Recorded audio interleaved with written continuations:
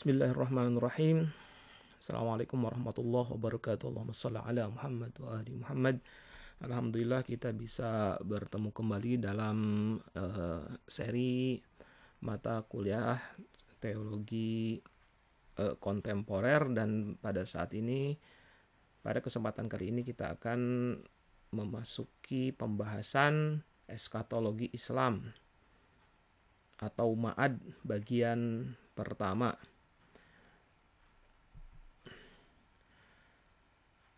Eskatologi di dalam Islam itu diartikan sebagai kehidupan setelah kematian. Eskatologi itu bermakna seperti itu, yaitu kehidupan setelah kematian. Karena kalau kita kembali kepada makna awal eskatologi, itu punya pemahaman yang agak berbeda. Kita sepakati dulu bahwa di dalam Islam yang dimaksud dengan eskatologi itu adalah sebuah keimanan atau keyakinan terkait dengan adanya kehidupan setelah kematian. Islam mempercayai bahwa dunia ini hanyalah tempat dan waktu persinggahan yang sementara saja. Artinya kehidupan manusia itu tidak berakhir setelah kematiannya di dunia. Kalau kita nanti mati, meninggal dunia, maka itu bukan berarti bahwa hidup kita selesai. Kenapa? Karena hakikat manusia itu adalah jiwanya atau ruhnya. Sedangkan raga ini hanyalah cangkang. Tempat ruh itu bersemayam selama hidup di dunia. Artinya ketika kita suatu saat meninggal dunia, saat itu ruh kita akan keluar dari raga ini, dari cangkang ini, dan kemudian akan beralih ke tempat yang lain. Nah, keimanan kepada Ma'ad ini memiliki urgensi yang luar biasa besar sekali. Pembahasan tentang Ma'ad penting karena terkait dengan perilaku kehidupan kita sehari-hari. Para teolog muslim bahkan melihat kepercayaan terhadap Ma'ad itu lebih penting daripada kepercayaan terhadap keberadaan Tuhan. Dikatakan bahwa iman kepada Allah tak akan memberikan pengaruh yang signifikan tanpa dibarengi dengan keimanan terhadap Ma'ad.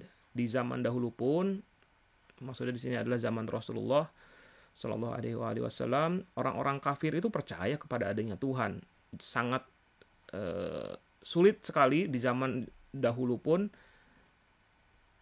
ditemukan ada orang-orang yang ateis. Bahkan sepanjang sejarah sulit sebenarnya menemukan orang yang tidak percaya kepada Tuhan. Akan tetapi kalau yang menolak Ma'ad itu sangat banyak. Jadi itu tantangan Rasulullah Shallallahu Alaihi Wasallam di zaman itu lebih banyak pada upaya untuk memberikan keyakinan kepada orang-orang, mengajak orang-orang agar yakin kepada keberadaan Ma'ad. Kalau misalnya kita baca dalam sejarah, saat Rasulullah Shallallahu Alaihi Wasallam pertama kali menyampaikan dakwahnya secara terang-terangan di Bukit Sofa di dekat Ka'bah, saat itu yang disampaikan oleh Rasulullah pertama-tama adalah terkait dengan adanya hari akhirat. Kan saat itu kan diceritakan bahwa Rasulullah mengatakan, wahai manusia, seandainya aku katakan bahwa di balik gunung itu ada sepasukan tentara berkuda yang akan menyerang kota ini dan akan menciptakan bahaya yang sangat besar kepada penduduk kota ini, apakah kalian akan percaya? Kemudian orang-orang mengatakan, ya, kami selama ini tidak pernah mendengar engkau, wahai Muhammad, melakukan berkata bohong. Nah, kemudian Rasulullah setelah menyampaikan beberapa hal akhirnya mengatakan, inilah sebenarnya aku mengundang kalian untuk berkumpul di sini untuk memberikan kabar bahwa di balik kehidupan dunia ini, tadi kan Rasulullah mengatakan di balik gunung itu ada pasukan tentara yang menciptakan bahaya, tapi kemudian Rasulullah mengatakan di balik kehidupan ini, setelah kematian ini ada ancaman yang mengintai, yaitu api neraka yang menyala-nyala yang disediakan bagi para pendosa dan penjahat. Itu adalah dakwah pertama Rasulullah berbicara mengenai Ma'ad. Jadi Ma'ad atau kehidupan setelah kematian, atau istilahnya adalah eskatologi adalah sesuatu yang sangat penting.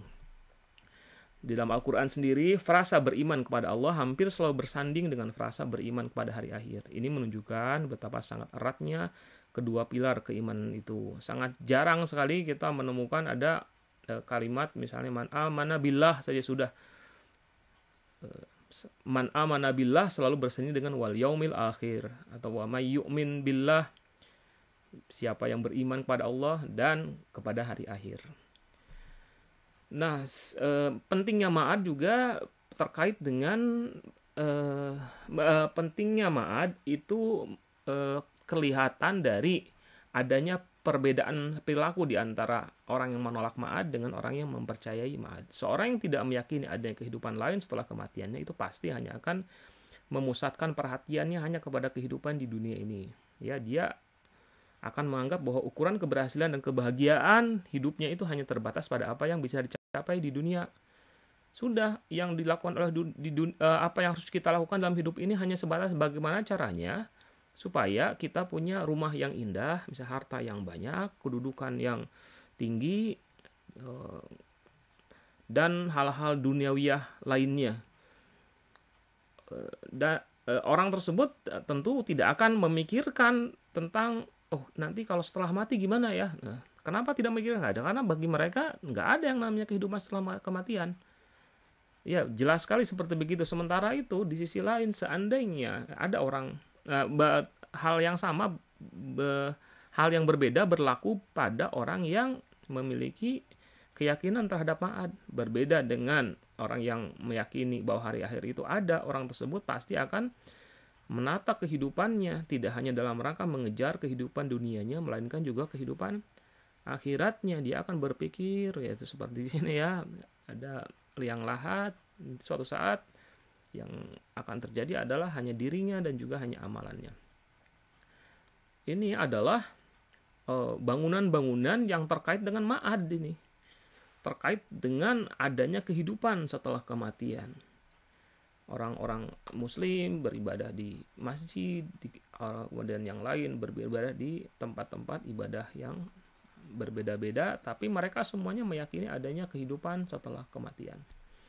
Berbagai macam ibadah dilakukan dalam rangka bukan hanya terkait dengan bagaimana menata kehidupan di dunia, tapi juga mereka ingin memastikan keselamatan di hari akhirat.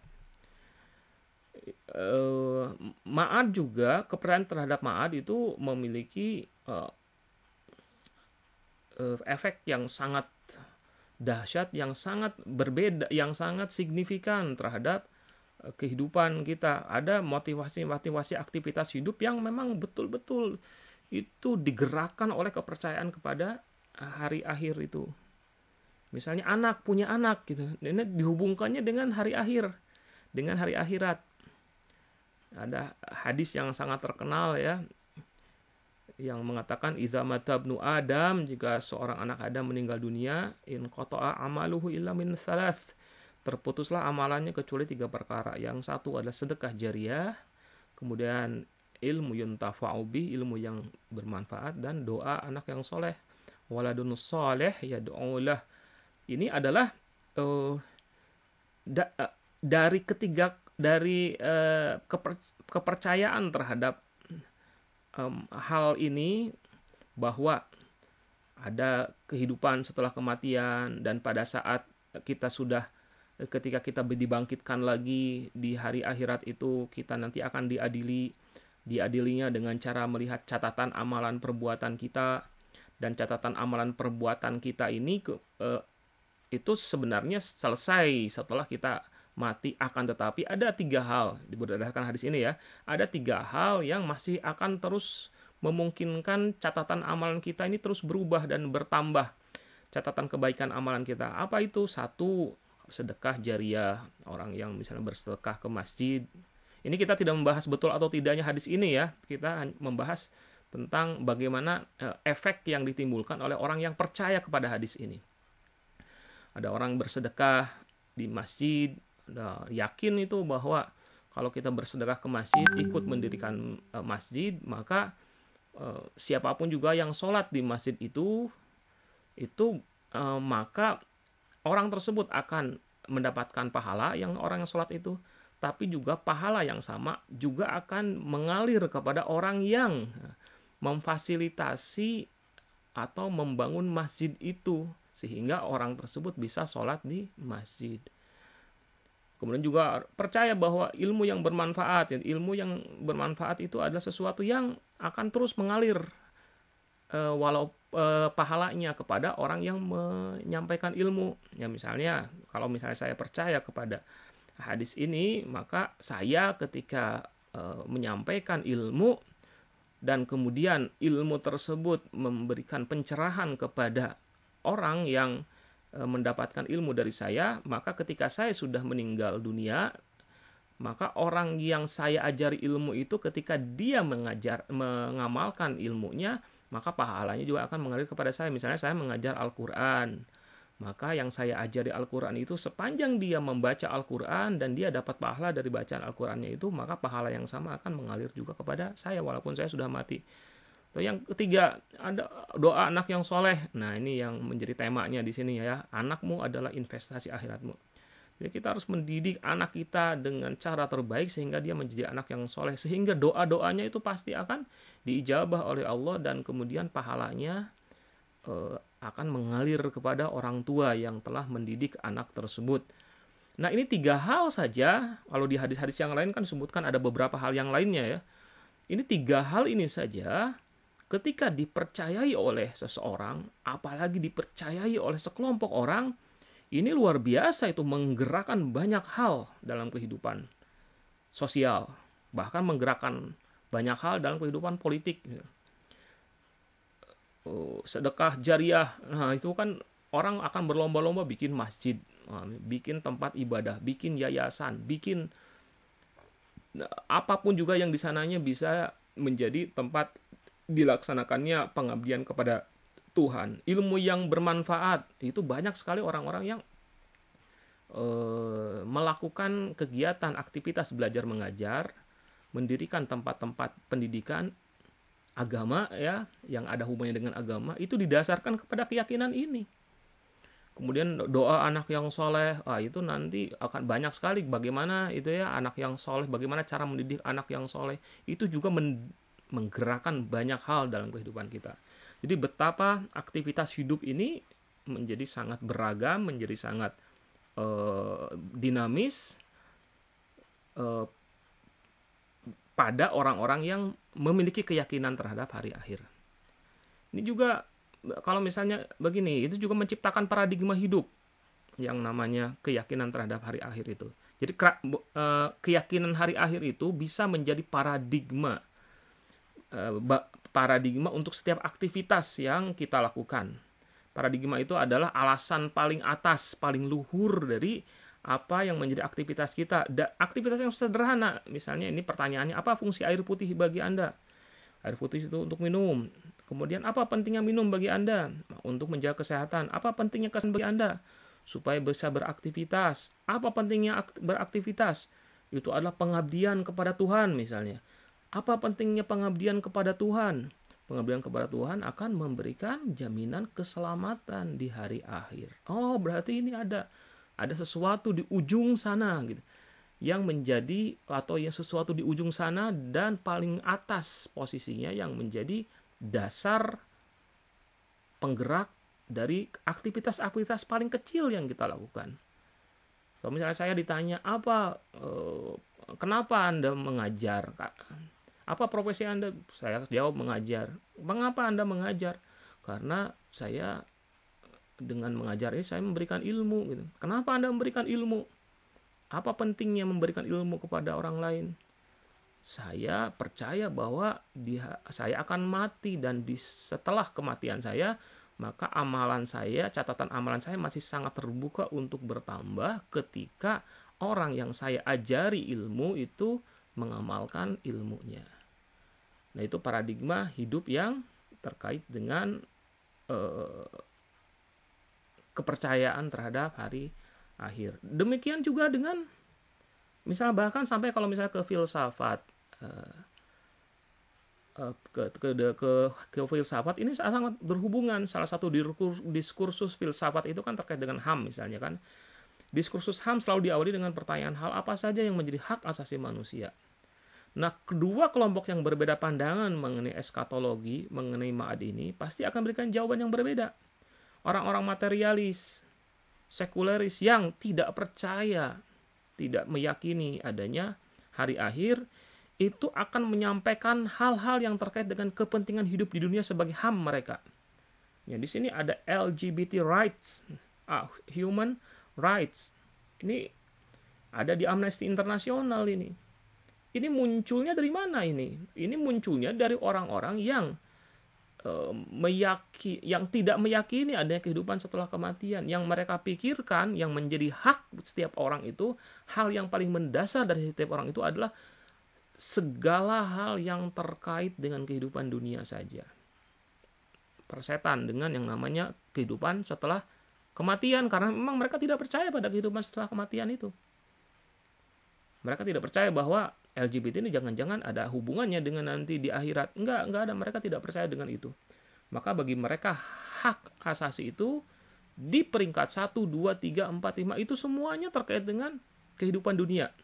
Akan tetapi kalau itu terkait dengan kehidupan akhirat, maka beda lagi gitu kan. Pada orang-orang yang percaya pada hari akhir, pada hari akan memperluas cakupan HAM kepada hal yang terkait dengan akhirat, yaitu hak untuk melakukan aktivitas keagamaan yang menjamin kebahagiaan di kampung akhirat. Jadi HAM yang muncul dari orang yang percaya kepada ma'ad beda dengan HAM-nya orang yang percaya kepada yang tidak percaya kepada ma'ad. Kalau Anda percaya pada ma'ad, saya yakin sekali bahwa Anda akan menuntut apa yang menjadi hak Anda yang terkait dengan jaminan keamanan, security ya, kenyamanan, keterhindaran kita dari api neraka, gitu. Jaminan bahwa kita akan masuk surga itu tersedia. Ya. Hak beribadah, hak memakai hijab di sini, misalnya orang yang percaya ya, bagi orang yang percaya bahwa hijab adalah sebuah salah satu bentuk ekspresi pengabdian kepada Tuhan, dan ini sangat menentukan bagaimana nasib seorang wanita. Ini bagi orang, kita sekali lagi tidak membahas benar atau tidaknya ya klaim ini. Tapi bagi orang yang percaya bahwa hijab ini adalah salah satu bentuk pengabdian kepada Tuhan, dan pengabdian kepada Tuhan itu memiliki menjadi penentu atas nasib dia di akhirat, maka orang tersebut akan mengatakan saya berhak memakai hijab. Sehingga kalau misalnya dilarang, apa yang terjadi? Ya melakukan pemberontakan dan mengatakan, atau melakukan perlawanan, melakukan resistensi dengan mengatakan no, hijab adalah my right, my choice life gitu.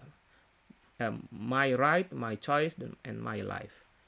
Begitu juga dengan menjalankan aktivitas keagamaan. Right to profess, right to practice, right to propagate. Ya, ini adalah hak untuk menjalankan aktivitas keagamaan. Sekali lagi, kalau kita tanya kepada orang-orang sekuler, orang-orang materialis yang tidak meyakini adanya kehidupan setelah kematian, mereka akan mengatakan nonsen ini semua. Nggak ada yang namanya hak untuk beribadah, karena itu tidak ada hubungannya, tidak merupakan hak. Karena apa? Apa yang menjadi hak orang Anda ini hidupnya hanya di dunia ini saja kok. Nah, itu saja yang bisa saya sampaikan, dan pembahasan mengenai ma'ad ini akan kita sambung pada sesi berikutnya. Assalamualaikum warahmatullahi wabarakatuh.